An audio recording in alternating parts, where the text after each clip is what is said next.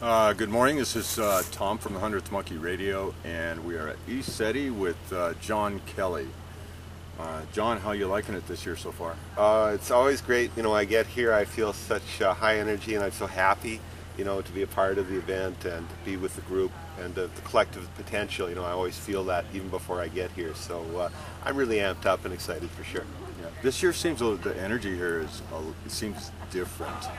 I don't know. I think it's I kind of feel like I don't know if it's a whole 2012 thing or what, but it's like the consciousness of the planet is starting to raise, and I feel it here more dramatically than I do at home.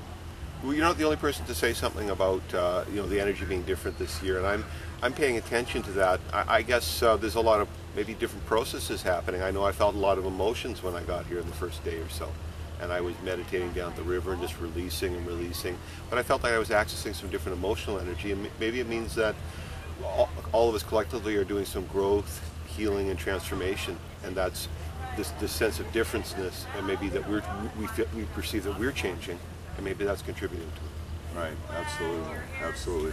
So what are you talking today, or you're talking tomorrow? Monday. Yeah. Monday. So what are we talking about Monday? Well, I'm hoping to share, the footage that I collect over the weekend, because when people have an experience in the field, and they have a contact, a sighting, sometimes in the moment it's like, it's jaw-dropping, and then people go to sleep and they wake up the next morning and they go, did that really happen? Yeah. So when the camera catches it, it can help to reinforce in people's minds, this wasn't just an imagination, hallucination, some kind of a dream. This really happened. Other people saw it. I saw it too. I have to embrace the idea that I'm part of something bigger. This universe is a bigger place maybe than I might have thought it was, or my friends and neighbors are telling me it is. I'm a part of that now. I'm part of the new society, the post-disclosure society of people who are connected. Right. So the mind has a funny way of doing that, creating excuses for an experience that you had, even if it's so dramatic and so amazing that the next day you go, did that really happen? Well, we've been, in some ways we've been taught to diminish and minimize things that aren't on board with, mainstream cultural programming that's, pushed through billboards, magazines, and advertising. We diminish the significance of avenues that may be really important for our spiritual progress. So being around, groups of people who can help to reinforce a different set of values and priorities that are more related to inner development, growth, spirituality, I think it's an important part of helping people get a foothold especially when they're exploring what for them may be new experiences, and so they become strong and independent voices, and they can validate themselves. First, we need some outside validation to help us before we become self-validating. We learn to become self-validating. For me, I use cameras to help to validate. I don't depend just on my memories, or my subjective impressions, but I use instruments. But I think ultimately that instrumental evidence isn't just for me, but it belongs to the society. To say to anybody who wants to take a step in this direction to learn more, it's within our grasp. And one of the things that you were asking me, what am I going to be talking about? I guess one of the reflections I have is just that the significance of the inner experience for everybody, I think, is something that's becoming clearer to me as I talk to folks here at the ranch, even over breakfast this morning, is that learning to self-validate, to our sense of interconnectedness, and how the contact experiences that can happen are part of our sense of being part of a bigger universe, and that we all have a role, we're sharing in this place where there's a harmony, there's we're in a working environment. I think when I spoke on your radio show, I was saying, this is a big functioning universe. It's not a big dysfunctional universe, and contact is part of teaching us about our place in that function. We have a special role to play in a bigger universe. So what is it about people, the ability to actually know something and believe something? You get on the internet. There's so much footage and information out there. Oh yeah. What is it about having to have that experience to be able to actually believe it? The evidence is all out there, and I know there's so many. Mel even mentioned it last night that he didn't really believe. There's always that shadow of doubt until you actually. I just don't quite understand why people cannot get that through the evidence that's out there? Well, we think about, all the noise that's interfering with the signal, so to speak, the cultural noise. Again, if we come back to our mainstream society and what ideas and priorities dominate, television, movies, terrestrial radio, and so on. To get a signal through that, people need a lot of intense stimulation and repeated stimulation to change their perceptions or to awaken to new ways of perceiving. And so this is the thing, is that we are inundated. The internet, although it's made access to global resources, information resources, wide open to so many of us at the same time, no one of us can consume all of that and assimilate all of that information. It's too much information. Right. So we're on overload. So to reach people who are in this overload needs a very powerful stimulus that clears, that clears the mind space and clears perception to focus. It takes a very powerful stimulus, and it takes, again, reinforcement and validation. If we can't validate ourselves for what's happening, when we're in a community of folks who are self-validating, and at least there's cultural support for, spiritual experience, UFO experience, ET experience, these kinds of things. Right. When we're in a cultural environment where that's going on, it can help us to learn about our own connectedness and to embrace that and to take ownership and responsibility for our part in that. I'm not saying on some kind of hallucinatory way that we're all just like misconceiving everything, we're having a collective hallucination. We're talking about stuff that's based on instrumental evidence, based on multiple witness testimony, and this location where we are today has a long-standing history, multi-decades, and way back in the past, folks have been having contact-type experiences here. We're just part of something bigger. I think people who come to a place like this feel a sense of that. And if it may not be fully manifest in their awareness, but it's part of the drawing factor, the potential of this place, right, that we could open up to contact. And we're going to manifest it in different ways. We're going to take that back to our communities, our families, and we're going to translate that energy of that experience. We're going to translate that into something wonderful in the world. I really like challenging and intense experiences, sort of groundbreaking type of things that help me to change the way I look at the world, how I see myself, and I see what's possible.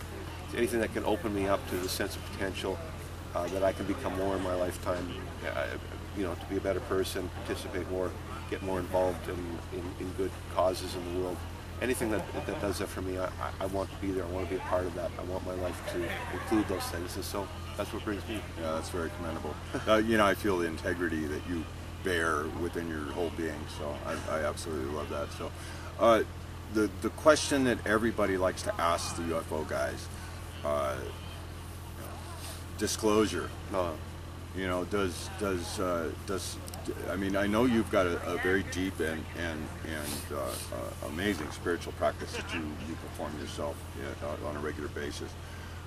Is there anything through that you have gleaned that would indicate that something imminent is on the horizon for us as far as the communication with the brothers from out there? People have been asking me related questions over the past few days, and I've had a chance to think about this. My two sort of trains of thought have to do with, there's going to be more and more contact. I don't know if I can anticipate there's going to be a mass contact event on a certain date. I think contact is continuing, but I think what we're going to see, the trend that I'm going to be able to recognize, I believe, is related more to the disclosure, that people are going to come forward and start to recognize and say, you know what, I've been having this connection, I haven't been sharing on this level with people, but this has been going on as part of my life, and I'm now feeling more comfortable that I can come out and say, this is something that's become normal for me, and it's part of my world experience.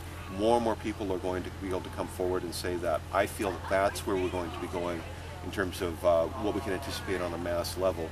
More people are going to be able to come forward and share, and we're going to develop more integrity as a society on that front. At the same time, the other part of the question that you related, we talk about mass contact, mass disclosure, personal disclosure. Well, there's a second part to that. I guess I've lost my thread. Maybe you'll be able to bring me back, or by Monday I'll remember what it was.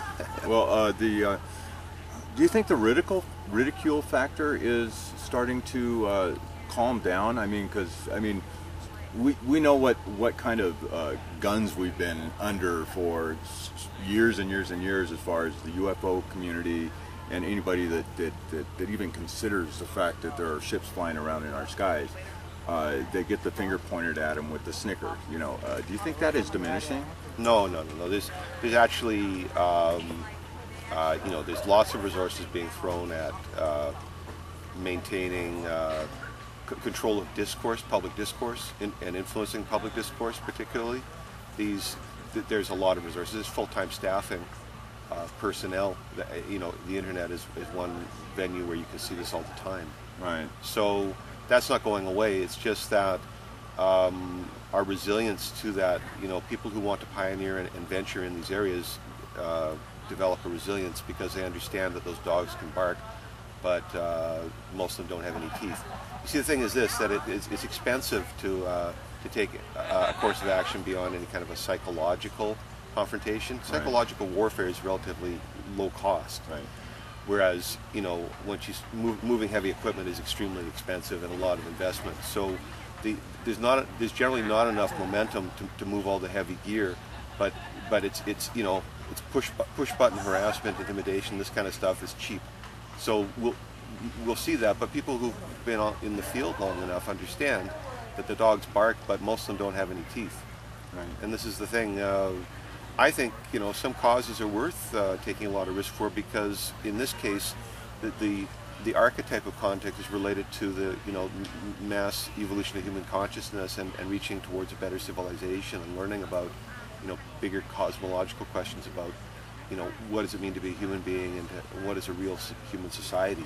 These questions are all raised by the possibility that we're going to be learning from beings who've maybe faced some of the challenges that we're facing today, and they resolved them, they found ways to solve them. The question that, you know, the idea from a status quo perspective that there may be a better way of doing things, of course, is heresy, right? That we're supposed, this is supposed to be the best it could possibly be, right? This is the greatest thing. Except that we know that there's more and better. So these are the kinds of challenges that are coming in. I think that there's lots of resources being thrown at you know, making it challenging for people to try to scale this peak of understanding. You know, when I talk about a UFO mountain, part of that is just that it's a very challenging topic to explore. But at the same time, you know, most of the dogs don't have any teeth. They can bark all they want. But quite frankly, if I have a destination that I'm going to, I'm not going to dilly-dally on the side of the road with some you know, crazy animal barking in denial or something like that. I've got my goal. I'm serious about what I want to do. I'm just going to hit my destination, and so be it. I mean, it's just like that. This is a very absorbing kind of research. I mean, there's a lot. In other words, people have to invest a lot of personal stakes. You know, they want to produce photography, all these kinds of things. It's all on a personal budget, right? Right. So yeah, there's a lot of personal investment, but it's exceptionally rewarding. As I said, I think that I feel like I carry a lot of the information not for my personal sake, but because it belongs to the public, and I have a duty to help the public to get access to it. And that's really what that motivates me. I believe in the greater good, and I'm not really too worried about those barking dogs, man. Let them bark. That disconnect that the UFO community has had throughout the years between the nuts and bolts and the spiritual aspect of what's going on, it seems to be closing to me. I mean, have you sensed that as far as more and more in the UFO field realizing and becoming aware of the soul aspect of this whole contact? I think, again, this is an emerging area. I mean, I think there's always going to be people who are only interested in the nuts and bolts, but I do think, that, you know, in line with what I was saying earlier about transformational processes and communities, that, you know, personal disclosure, people feeling more comfortable that they're in an environment, it seems natural, quite frankly, to me that, you know, spiritual dimensions are going to come forward. I don't see anything stopping it. I think it's totally natural, but I also think it's great because we get to know each other on a different level. We get to have more appreciation with this sense of honor and dignity. You know, that we're not just connecting on a physical level, but we're having these interactions on higher level. We're part of something greater. Right. Great. Okay, well, John, I'm going to let you go. I want to thank you so much for sitting down with me. I know we've all got busy schedules this weekend, and appreciate your time. Pleasure to be with you again, Tom. All right. Thanks a lot, John. Excellent.